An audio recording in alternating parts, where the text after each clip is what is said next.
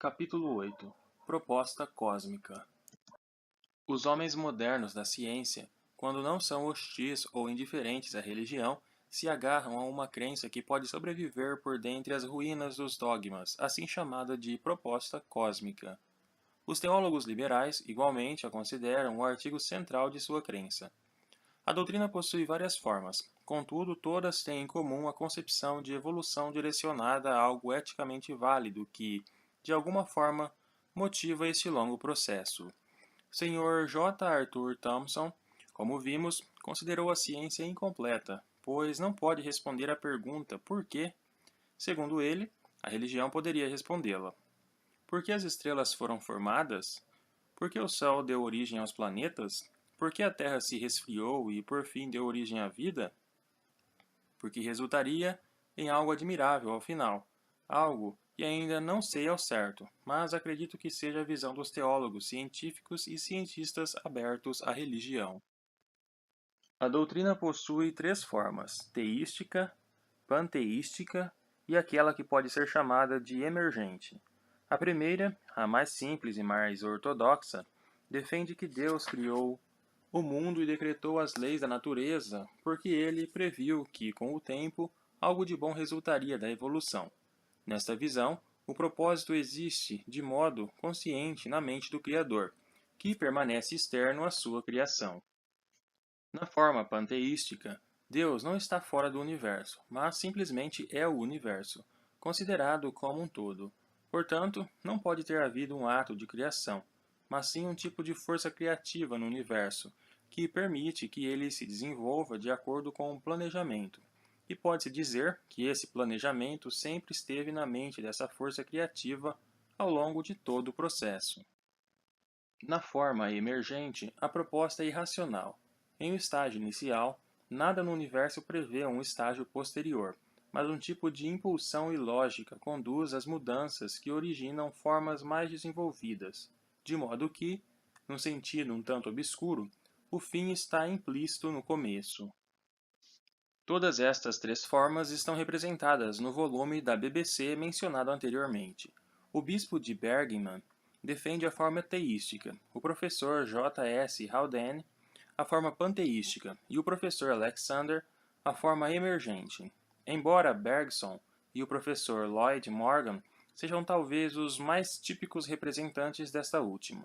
Possivelmente estas doutrinas fiquem mais claras quando afirmadas com as próprias palavras daqueles que as defendem. O bispo de Bergman declara que existe uma racionalidade no universo semelhante à mente racional do homem, e que isto nos traz dúvidas quanto ao processo não ser direcionado por uma mente. Essa dúvida é inconsistente, pois de imediato percebemos em seu raciocínio que, obviamente, houve, neste vasto panorama, um processo que culminou na criação do homem civilizado. Seria esse processo o resultado de forças aleatórias? Seria fantástico para mim responder sim a essa questão. De fato, a conclusão natural que se pode obter do conhecimento moderno originado do método científico é que o universo está sujeito à influência do pensamento dirigido por vontades em direção a objetivos definidos. Assim, a criação do homem não foi somente uma consequência um tanto incompreensível e completamente improvável das propriedades dos elétrons e prótons, ou, preferindo dizer, das descontinuidades no espaço-tempo. Foi resultado de uma proposta cósmica, e os fins para os quais esta proposta atuou devem ser encontrados nas qualidades e próprios poderes do homem. De fato, a moral e as capacidades espirituais do homem, em seu grau máximo, mostram a natureza da proposta cósmica, que é a fonte de seu ser. O bispo rejeita o panteísmo, como vimos, porque se o mundo é Deus, o mal no mundo está em Deus, e também porque devemos acreditar que Deus não está em formação como seu universo. Ele admite com franqueza o mal no mundo, acrescentando: ficamos perplexos pelo fato de existir tanto mal, e essa perplexidade é o argumento principal contra o teísmo cristão. Com admirável honestidade, não tenta mostrar que nossa perplexidade é irracional. A exposição de Dr. Barne, levanta problemas de dois tipos: aqueles relacionados à proposta cósmica em geral e aqueles especialmente relacionados à sua forma teística. Deixarei os primeiros para um estágio posterior, mas em relação aos últimos, algumas considerações devem ser feitas agora. A concepção da proposta é uma concepção natural a ser aplicada a um criador humano. Um homem que deseja uma casa não pode, exceto nas 1001 noites, ter a casa erguida diante dele como resultado de seu simples desejo. Tempo e trabalho devem ser despendidos antes que seu desejo possa ser realizado. Contudo, a onipotência não está sujeita a estas limitações. Se Deus realmente tem boas intenções para com a raça humana, uma hipótese plausível, como, me parece, por que não procedeu como no Gênese ao criar o homem de uma vez? Qual é o sentido de ter havido ictiossauros, dinossauros, diplódocos, mastodontes e assim por diante? O próprio Dr. Barnes confessa, numa passagem de seu discurso, que a proposta da parasita tênia é um mistério. Qual seria a proposta útil das raivas e hidrofobias? É inútil dizer que as leis da natureza inevitavelmente produzem tanto o mal quanto o bem, pois Deus decretou as leis da natureza. O mal decorrente do pecado pode ser explicado como resultado de nossos livres arbítrios, mas o problema do mal no mundo pré-humano permanece. Dificilmente posso acreditar que Dr. Barnes aceitasse a solução proposta por William Gillespie, de que os corpos dos animais de rapina eram habitados por demônios, cujos primeiros pecados antecediam a criação irracional, ainda que seja difícil imaginar sugerir qualquer outra resposta logicamente satisfatória. A dificuldade é antiga, todavia real. Um ser onipotente que criou o mundo que contenha um tipo de mal não decorrente do pecado deve, ele próprio, ser, pelo menos, parcialmente mal. A esta objeção, as formas panteísticas e emergentes da doutrina da proposta cósmica estão menos expostas. A evolução panteística apresenta variedades de acordo com o tipo específico de panteísmo envolvido. A do professor J. S. Haldane, que consideraremos agora, está relacionada ao de Hegel, e tudo no hegelianismo não é muito fácil de ser compreendido, mas esse ponto de vista teve considerável influência por centenas de anos ou mais, de modo que se faz necessário examiná-lo. Além disso, o professor Haldane faz um brilhante trabalho sobre várias áreas específicas, exemplificando sua filosofia geral com pesquisas detalhadas, em particular na fisiologia, a qual ele parecia demonstrar que a ciência dos corpos vivos tem necessidade de outras leis, além das leis da química e da física. Este fato adiciona propriedade à sua percepção. De acordo com sua filosofia, não existe, estritamente falando, nada que se possa referir como matéria morta, e tampouco existe qualquer matéria viva sem algo da natureza da consciência. E numa etapa adiante, não existe nenhuma consciência que não seja em certo grau divina. A distinção entre aparência e realidade, que consideramos brevemente no capítulo anterior, está envolvida nos pontos de vista do professor Haldane, embora ele não a mencione, mas agora, como ocorre com Hegel, essa distinção tornou-se uma distinção de grau ao invés de tipo. A matéria morta seria a menos real de todas. A matéria viva é um pouco mais real, a consciência humana ainda mais real. Mas a única realidade completa seria Deus, isto é, o universo conhecido como divino. Hegel alega fornecer provas lógicas destas proposições, mas vamos ignorá-las, pois isso demanda um volume inteiro. Iremos, no entanto, ilustrar os pontos de vista do professor Haldane com algumas citações quando da sua participação na BBC. Ele diz: se tentarmos colocar uma interpretação mecanicista como a única base de nossa filosofia de vida, devemos abandonar completamente nossas crenças religiosas tradicionais e muitas outras crenças comuns. Felizmente, no entanto, ele crê que não há necessidade de explicar tudo ao modo mecanicista, isto é, em termos da física e da química, e, na verdade, isso nem seria possível, uma vez que a biologia precisa da concepção de organismo. Do ponto de vista físico, a vida é nada mais, nada menos do que um milagre permanente.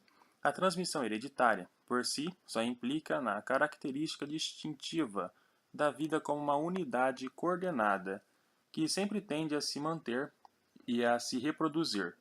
Se afirmarmos que a vida não é inerente à natureza e que deve ter havido um tempo anterior à existência da vida, esta seria uma suposição ilegítima que faria com que a aparência da vida fosse totalmente ininteligível. O fato de a biologia fechar a porta de modo decisivo para uma interpretação mecanicista e matemática de nossa experiência é, pelo menos, muito significativo em relação às nossas ideias relacionadas à religião. As relações de comportamento consciente em relação à vida são análogas àquelas da vida em relação ao mecanismo.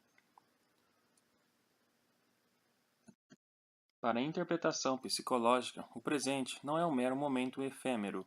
Ele contém dentro de si tanto o passado quanto o futuro. Do mesmo modo que a biologia necessita do conceito de organismo, ele sustenta, a psicologia necessita do conceito de personalidade. É um engano pensar uma pessoa composta de uma alma mais um corpo, ou supor que conhecemos apenas as sensações, e não o mundo externo, pois na verdade o ambiente não está fora de nós. Espaço e tempo não isolam a personalidade, expressam uma ordem dentro dela, de modo que as imensidões do espaço e do tempo estão nela, como Kant observou. As personalidades não se excluem umas das outras. É simplesmente um fato fundamental em nossa experiência que um ideal autêntico de verdade, justiça, caridade e beleza esteja sempre presente e é de nosso interesse, mas não nosso mero interesse individual. O ideal é, além de tudo, um ideal, embora tenha aspectos diferentes. A partir desse ponto de vista, estamos prontos para dar o próximo passo das personalidades individuais até Deus. A personalidade não é meramente individual. É neste fato que reconhecemos a presença de Deus. Deus presente, não simplesmente como um ser fora de nós, mas dentro e em torno de nós como a personalidade das personalidades. Somente dentro de nós mesmos, em nossos autênticos ideais de verdade, justiça, caridade e beleza, e na consequente amizade com os outros, que podemos encontrar a revelação de Deus. A liberdade e a imortalidade, assim como nos é relatado, permanecem a Deus, e não a indivíduos humanos, que, em qualquer caso, não são tão reais. Se toda a raça humana fosse dizimada, Deus ainda iria, como toda a eternidade, ser a única realidade, e, na sua presença, haveria continuidade em nós daquilo que fosse real. Apenas mais uma reflexão consoladora. Partindo somente da realidade de Deus, compreende-se que o pobre não deve se importar em ser pobre.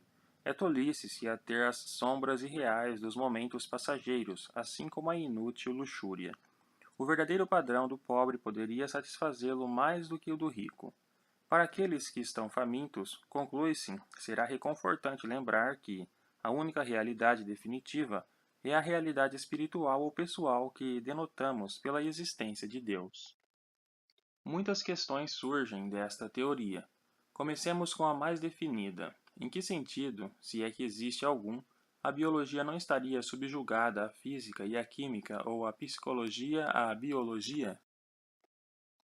No que diz respeito à relação da biologia com a química e a física, o ponto de vista do professor Haldane não é aquele defendido pela maioria dos especialistas neste assunto. Uma declaração admirável, embora não sendo recente, sobre o ponto de vista oposto, pode ser encontrada em The Mechanicist Conception of Life, A Concepção Mecanicista da Vida, de Jacques Loeb, publicada em 1912, cujos capítulos mais interessantes resultam de experimentos de reprodução referidos pelo professor Haldane, como obviamente inexplicáveis por princípios mecanicistas.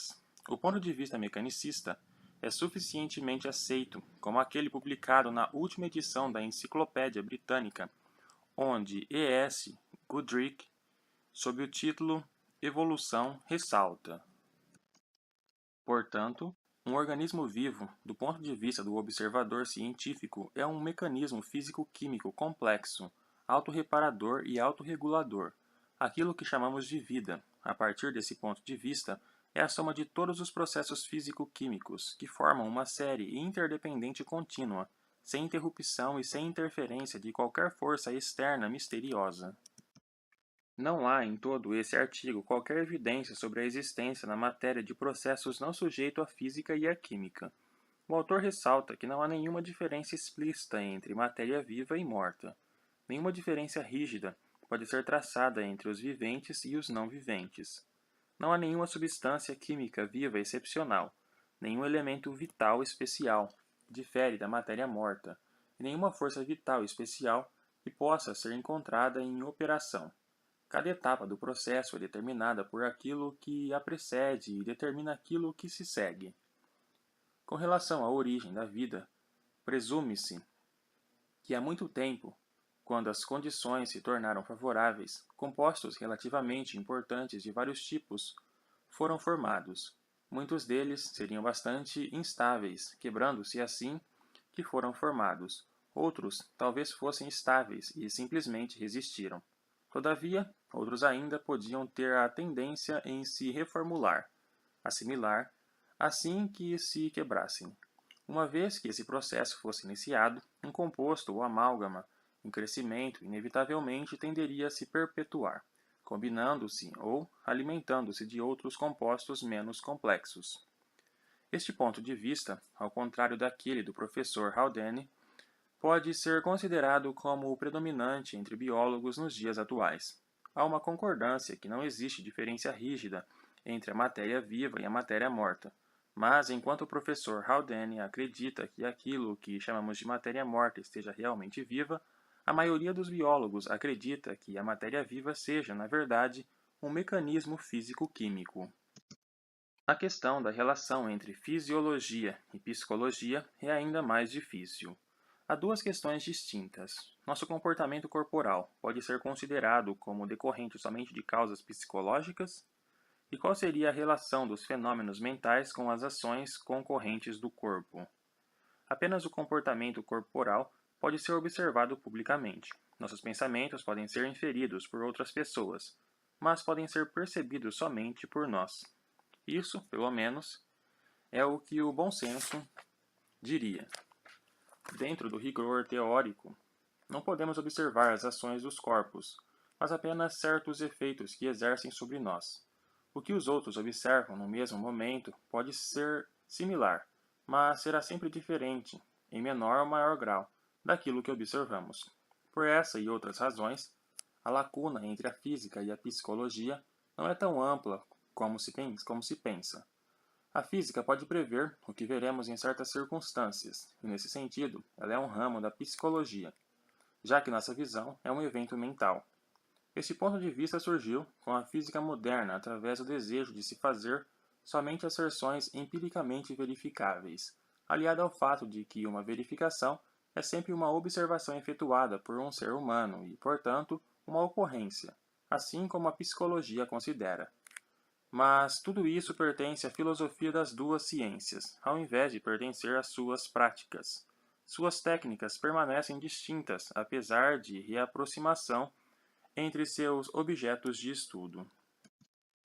Retornando às duas questões no início do parágrafo anterior, como vimos anteriormente, se todas as nossas ações corporais possuem causas psicológicas, nossas mentes deixam de ser importantes do ponto de vista causal. É apenas através de atos corporais que podemos nos comunicar com os outros ou exercer qualquer efeito sobre o mundo externo. O que pensamos é apenas importante se puder afetar o que nossos corpos realizam. No entanto, uma vez que a distinção entre o que é mental e o que é físico é apenas algo de conveniência, nossos atos corporais podem ter causas que estejam assentadas exclusivamente dentro da física, e ainda assim os eventos mentais podem estar entre suas causas. A questão prática não deve ser afirmada em termos de mente e corpo. Possivelmente, poderia ser afirmada da seguinte forma: nossas ações corporais seriam determinadas por leis físico-químicas? E em caso positivo, existiria uma ciência independente da psicologia, na qual estudaríamos eventos mentais de modo direto, sem a intervenção do conceito de matéria artificialmente construído? Nenhuma dessas questões pode ser respondida com absoluta certeza, embora haja alguma evidência a favor de uma resposta afirmativa para a primeira delas.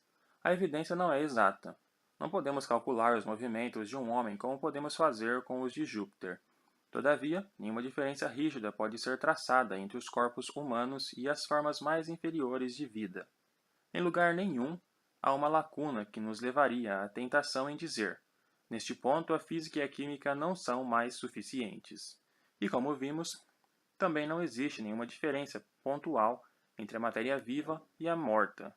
Parece provável, portanto, que a física e a química sejam completamente definitivas em todos os lugares. Com respeito à possibilidade de uma ciência independente da psicologia, menos ainda pode ser dita até este momento. Até certo ponto, a psicanálise tentou criar esta ciência, mas o sucesso dessa tentativa, na medida em que evita a causa fisiológica, ainda pode ser questionada. Quero crer, embora com alguma hesitação, que existirá, por fim, uma ciência que englobe tanto a física quanto a psicologia, embora diferente de outra desenvolvida atualmente. A técnica da física foi desenvolvida sob a influência de uma crença da realidade metafísica, de matéria que hoje não existe mais, e a nova mecânica quântica tem uma técnica diferente que dispensa a falsa metafísica. A técnica da psicologia, até certo ponto, foi desenvolvida sob a crença na realidade metafísica da mente. Pode ser possível que, quando a física e a psicologia forem ambas completamente libertadas desses erros reiterados, ambas se desenvolvam em uma ciência que não lide nem com a mente nem com a matéria, mas sim com eventos, os quais não sejam rotulados de físicos ou mentais. Enquanto isso, a questão da condição científica da psicologia ainda deve permanecer em aberto. Os pontos de vista do professor Haldane sobre a psicologia levantam, no entanto, uma questão ainda mais restrita, sobre a qual pode-se falar com mais precisão. Ele defende que o conceito característico de psicologia é a personalidade. Embora ele não defina este termo, podemos entendê-lo como um princípio unificador que liga os constituintes da mente de uma pessoa, fazendo com que todos se modifiquem. A ideia é vaga. Ela significa alma, na medida em que se acredite que isso possa ser sustentado. Difere-se da alma não somente como uma mera entidade, mas por um tipo de qualidade da integralidade. Pode-se pensar que tudo na mente de João Ferreira tem uma qualidade de João Ferreireza, impossível de estar na mente de outra pessoa de maneira similar. A mente de João Ferreira, tratada cientificamente, não poderia contentar-se com as regras comuns, tais como podem ser aplicadas indiscriminadamente a quaisquer porções de matéria. Deve-se lembrar que os eventos em questão estão ocorrendo com aquele homem em particular, e são o que são, por decorrência de toda a sua história e caráter. Este ponto de vista é atraente, mas não vejo razão para considerá-lo verdadeiro. Na verdade, seria óbvio que dois homens na mesma situação pudessem reagir de modos diferentes devido às diferenças em suas histórias passadas. Contudo, o mesmo é verdadeiro para dois pedaços de ferro, supondo-se que um esteja magnetizado e o outro não. Supõe-se que as memórias estejam gravadas no cérebro e afetem o comportamento através de diferenças na estrutura física. Considerações similares se aplicam ao caráter. Considerando-se um homem colérico e outro fleumático, em geral a diferença pode ser rastreada até as glândulas, podendo ser suprimida, na maioria dos casos, pelo uso de drogas adequadas. A crença de que a personalidade é misteriosa e irredutível não tem suporte científico, mas ainda assim é aceita principalmente porque representa uma lisonja para nossa autoestima humana. Considere novamente as duas declarações. Para a interpretação psicológica, o presente não é um mero momento efêmero. Ele contém dentro de si tanto o passado quanto o futuro, e espaço e tempo não isolam a personalidade, mas expressam uma ordem dentro dela. Com relação ao passado e ao futuro, creio que professor Haldane considera estas questões dentro de nossa condição, como quando acabamos de ver um raio e já esperamos o trovão. Pode-se dizer que o raio que é passado, e o trovão, que é futuro, ambos entram em nosso presente estado mental. Mas isso através de metáfora, torna-se um engano. A lembrança do raio não é o raio, e a expectativa do trovão não é o trovão. Não considero aqui que a lembrança e a expectativa não tenham efeitos físicos. Estou pensando na qualidade real da experiência subjetiva. Ver é uma coisa, lembrar-se é outra. Ouvir é uma coisa, esperar ouvir é outra. As relações do presente com o passado e futuro na psicologia e em qualquer outro lugar são relações causais e não relações de interpretação. Não quero dizer, é claro, que minha expectativa provoca o trovão, mas que as experiências passadas e de raios seguidos por trovões, juntamente com o raio presente, provocam a expectativa do trovão. A memória não prolonga a existência do passado, é apenas um meio de repercussão do passado. Com relação ao espaço, o assunto é similar, porém mais complexo. Existem dois tipos de espaço: o espaço no qual as experiências particulares de uma pessoa estão situadas e o espaço da física, que contém outros corpos de pessoas, cadeiras e mesas, o sol, a lua e as estrelas, não simplesmente como refletidos em nossas sensações particulares, mas sim como supomos que sejam. O segundo tipo é hipotético e pode, numa lógica perfeita, ser negado por qualquer homem que queira admitir que o mundo contenha nada mais do que suas próprias experiências. Professor Haldane não tem a intenção de afirmar isso, e assim deve admitir o espaço que contenha coisas que não sejam somente de suas próprias experiências. Com relação ao espaço do tipo subjetivo, há um espaço visual, contendo todas as minhas experiências visuais. Há o espaço do toque, como por exemplo, William James ressaltou, uma extensão da dor de estômago, e assim por diante.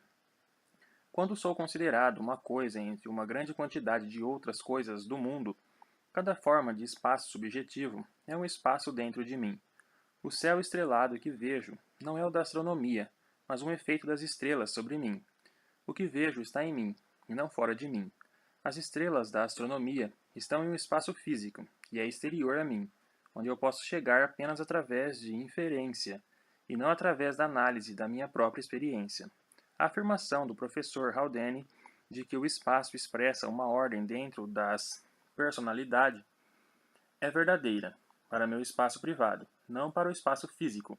Sua afirmação subsequente de que o espaço não isola a personalidade somente estaria correta se o espaço físico também estivesse dentro de mim. Esclarecendo-se isso, esta posição deixa de ser plausível. Assim como todos os seguidores de Hegel, o professor Haldane deseja mostrar que nada está realmente separado de todo o resto. Assim ele demonstrou seus argumentos, e o passado e o futuro de cada homem coexistem com seu presente, e que o espaço no qual todos vivemos também está dentro de cada um de nós. Ele se adianta provando que as personalidades não se excluem umas das outras. Aparentemente, a personalidade de um homem é constituída por seus ideais, e nossos ideais são todos muito semelhantes. Citando mais uma vez suas palavras, um ideal intenso, de verdade, justiça, caridade e beleza está sempre presente em nós. O ideal é, além do mais, um ideal, embora com diferentes aspectos. A revelação de Deus surge destes ideais comuns e da amizade que se cria. Devo confessar que afirmações desse tipo me deixam atônito. Não duvido das palavras do professor Haldane, quando diz que um ideal intenso de verdade, justiça, caridade e beleza está sempre presente para ele. Tenho certeza que é assim, já que ele o afirma. Mas, quando se atribui este extraordinário grau de virtude à humanidade em geral, quero expressar minha opinião, assim como ele o faz. Da minha parte, acredito que a não-verdade, a injustiça, a não-caridade e a não-beleza persistem, não apenas como fatos, mas como ideais. Será que ele realmente acredita que Hitler e Einstein têm um ideal, embora com aspectos diferentes? Parece-me que cada um deles instaura uma ação difamatória para estas afirmações. Claro que um deles pode ser considerado um vilão que não esteja realmente seguindo seus ideais, nos quais, no íntimo, acredita. Entretanto, esta me parece uma solução simplista. Os ideais de Hitler vieram principalmente de Nietzsche, cuja sinceridade foi plena. Até que este assunto seja esclarecido, por outros métodos que não sejam os da dialética hegeliana, não vejo como saber se o ideal de Deus estaria encarnado em Jeová ou Odin. Quanto à ideia de que a bênção eterna de Deus seria um consolo para os pobres, como os ricos sempre a defenderam, os pobres já começam a se cansar disso. Talvez agora seja muito pouco prudente associar a ideia de Deus à defesa da injustiça econômica. A doutrina panteística da proposta cósmica, assim como a doutrina teística, sofre, embora de modo diferente, da dificuldade de explicar a necessidade de uma evolução temporal. Se o tempo definitivamente não é real, como praticamente todos os panteístas acreditam, por que as melhores coisas na história do mundo vieram tão tarde ao invés de virem mais cedo? A ordem inversa não teria funcionado? Se a ideia de que os eventos possuem um determinado tempo é ilusória, Deus, dentro de sua liberdade, por que escolheria colocar os eventos agradáveis no final e os desagradáveis no começo? Concordo com Dien Ing, quando afirma que essa questão é irrespondível. A doutrina emergente, que consideraremos mais adiante, invalida essa dificuldade e sustenta enfaticamente a realidade do tempo. Todavia, veremos que ela incorre em outras dificuldades igualmente expressivas. O professor Alexander é o único representante do ponto de vista emergente nos pronunciamentos do volume da BBC que venho citando. Ele começa dizendo que a matéria morta, a matéria viva e a mente surgiram sucessivamente e continua. Agora, este crescimento é do tipo emergente, termo este introduzido ou reintroduzido por Lloyd. A vida emerge da matéria e a mente emerge da vida. Um ser vivo também é um ser material, porém tão adaptado que exibe uma nova qualidade que é a vida. E o mesmo pode ser dito da transição da vida para a mente. Um ser com mentalidade também é um ser vivo, mas detém esta complexidade de desenvolvimento e é perfeitamente organizado em certas áreas, em particular em seu sistema nervoso, de modo que carrega uma mente, ou, se me permitir o uso da palavra, uma consciência. Ele continua dizendo que não existe razão para esse processo ser interrompido na mente. Pelo contrário, isso sugere uma qualidade adicional de existência, além da mente, que está relacionada à mente da mesma forma que a mente está relacionada à vida e a vida à matéria. Para esta qualidade, dou o nome de deidade, e o ser que a possui é Deus. Assim, me parece que todas as coisas apontam para a emergência desta qualidade, e foi por esta razão que ressaltei que a ciência por si só, considerando uma visão mais ampla, necessita da deidade. O mundo, ele diz, aspira ou tende à deidade, mas a deidade, em sua natureza distintiva, ainda não emergiu neste estágio da existência do mundo. Ele acrescenta que, em sua opinião, Deus não é um criador como nas religiões históricas, porém foi criado. Há uma íntima afinidade entre os pontos de vista do professor Alexander e a evolução criativa de Bergson, que sustenta que o determinismo está equivocado, pois, no decorrer da evolução, inovações genuínas que não puderam anteriormente ser previstas ou até mesmo imaginadas emergiram. Há uma força misteriosa que impele a evolução. Por exemplo, um animal que não pode enxergar tem um presságio místico de visão e age de uma forma que o leve ao desenvolvimento dos olhos. A cada momento surge algo novo, todavia, o passado nunca morre, sendo preservado na memória, já que o esquecimento é apenas aparente.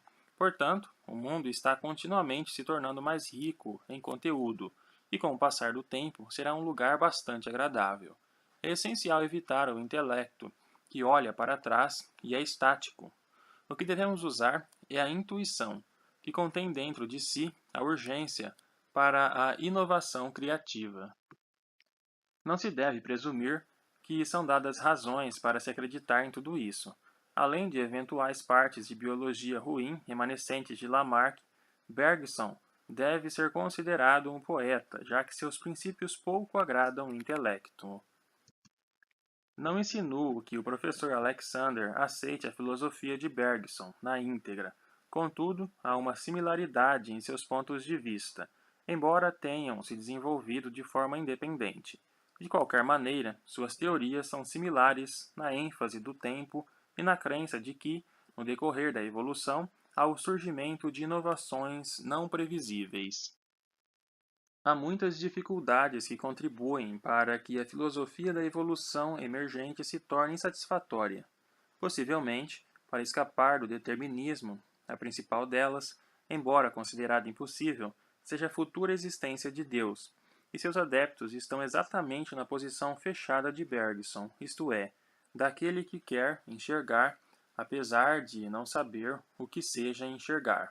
O professor Alexander afirma que temos uma vaga percepção de deidade em algumas experiências, que ele descreve como luminosas.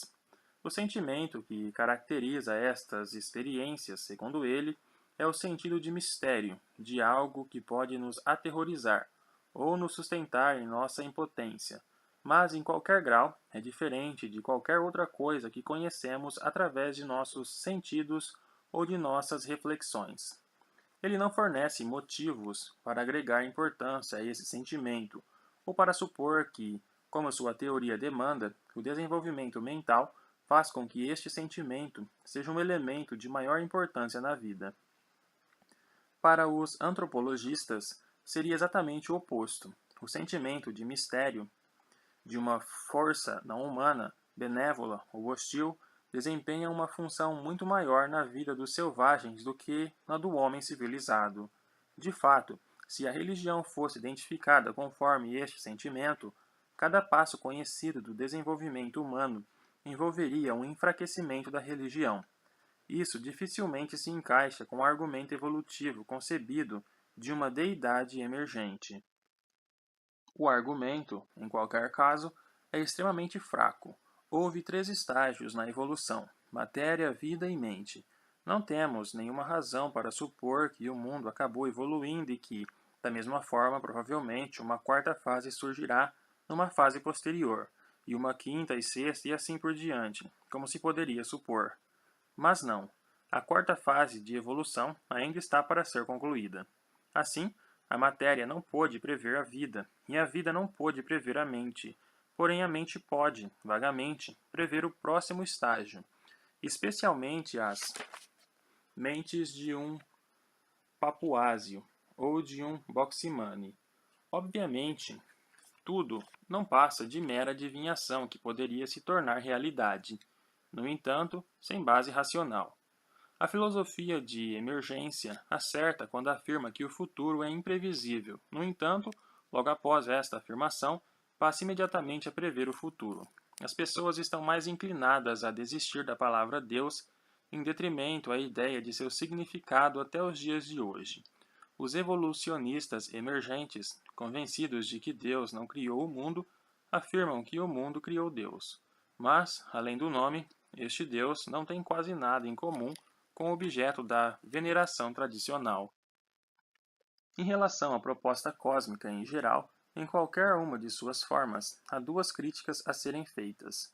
Em primeiro lugar, aqueles que acreditam na proposta cósmica sempre defendem que o mundo continuará a evoluir na mesma direção de sua evolução até agora. Em segundo lugar, sustentam que o que já aconteceu indicaria a evidência das boas intenções do universo. Ambas as proposições são passíveis de questionamento. Com relação à direção da evolução, o argumento deriva-se principalmente do que ocorreu com a Terra desde o início da vida. Atualmente, a Terra é um local ínfimo do universo, e há razões para se supor isso se considerarmos o restante.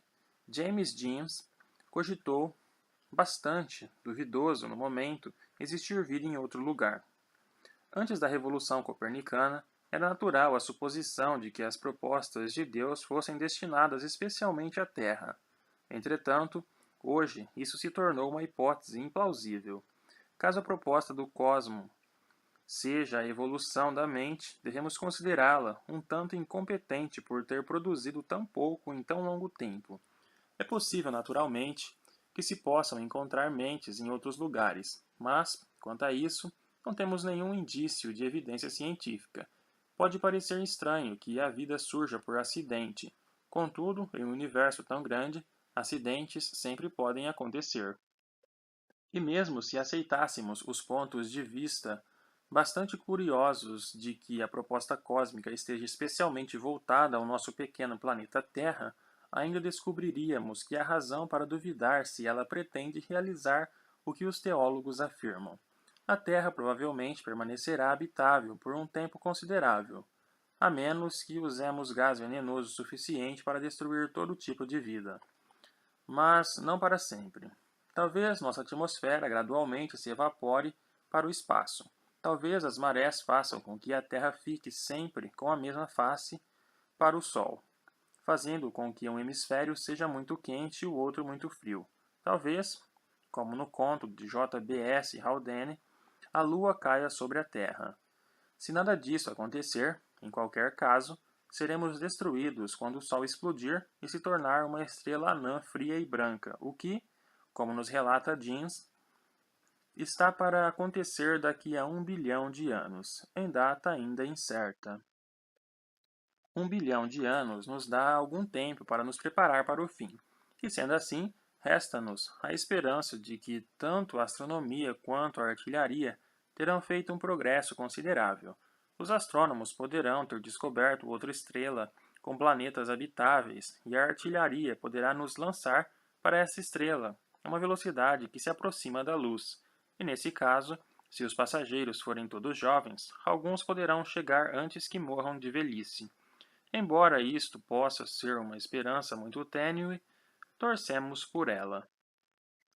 Viajar ao redor do universo, entretanto, mesmo que com a mais perfeita habilidade científica, não prolongará a vida para sempre.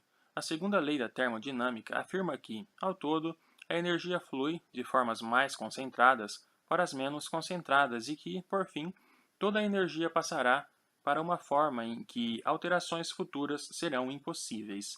Quando isso ocorrer, se não antes, a vida deve cessar.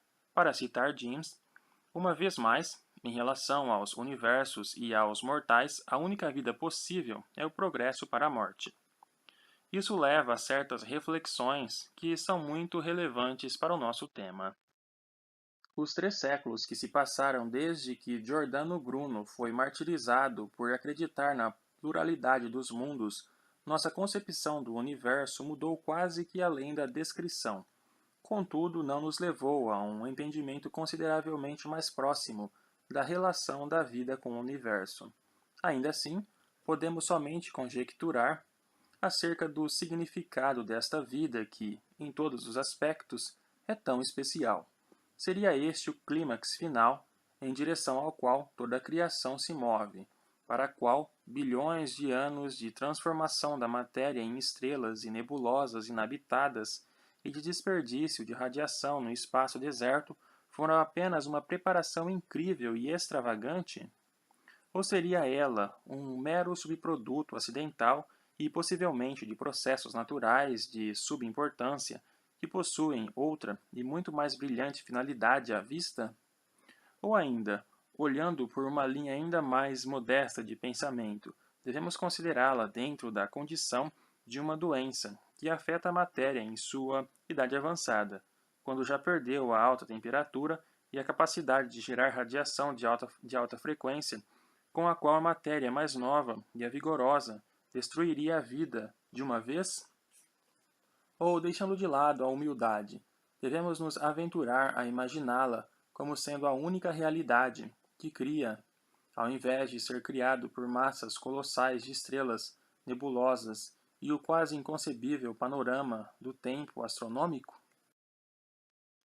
Creio que isso expressa, correta e diretamente estas alternativas como a ciência as concebe.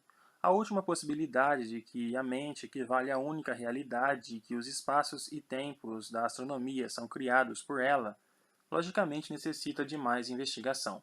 Contudo, aqueles que adotam esta teoria, esperando assim evitar conclusões menos esperançosas, não percebem muito bem o que ela transmite. Tudo o que sei faz parte diretamente de minha mente, e as inferências através das quais suponho a existência de outras coisas não podem ser de modo algum conclusivas. Assim, pode ser que nada exista, exceto minha mente. Neste caso, quando eu morrer, o universo desaparecerá. Mas, considerando outras mentes, devo admitir todo o universo astronômico, uma vez que a evidência é igualmente forte nos dois casos. A última alternativa de James, portanto, não é a teoria consoladora da existência das mentes de outras pessoas, independentemente de seus corpos, mas uma teoria de que me encontro só, num universo vazio, inventando a raça humana, as eras geológicas da Terra. O Sol e as estrelas e as nebulosas, advindas de minha imaginação criativa.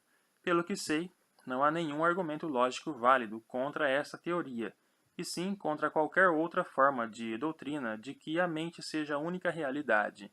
E o fato de que nossa evidência com relação às mentes de outras pessoas seja derivada por inferência de nossa própria evidência em relação a seus corpos. Se outras pessoas possuírem mentes, logo possuem corpos. Uma pessoa possivelmente poderia ter uma mente desligada do corpo, mas, ainda assim, precisará existir. Chego à última questão sobre a nossa discussão da proposta cósmica, a saber, o que aconteceu até agora seria evidência das boas intenções do universo? Para se crer nisso, deve-se ter o fundamento, como vimos anteriormente, de que o universo nos produziu. Não posso negar isso, mas seríamos verdadeiramente tão esplêndidos para justificar um prólogo tão longo? Os filósofos dão ênfase aos valores. Afirmam que, se pensamos em coisas boas, e sendo essas coisas tão boas, somos realmente muito bons, justamente por pensá-las. Todavia, este é um argumento circular. Um ser com outros valores poderia achar nossos valores tão atrozes a ponto de considerá-los provas de que fomos inspirados por Satanás. Não seria estupidamente absurdo o espetáculo de seres humanos olhando-se no espelho e achando que o que contemplam de tão excelente seria a prova do objetivo da proposta cósmica? Por que esta frequente glorificação do homem? E quanto aos tigres e leões, que destroem menos animais e vidas humanas do que nós, e ainda são muito mais bonitos? E quanto às formigas, que administram o estado corporativo muito melhor do que qualquer fascista? O mundo dos rouxinóis, das cotovias ou dos veados não seria melhor do que nosso mundo humano de crueldade, injustiça e guerra? O que acreditam, os que acreditam na proposta cósmica dão muita importância à nossa suposta inteligência, porém seus trabalhos colocam isso em dúvida.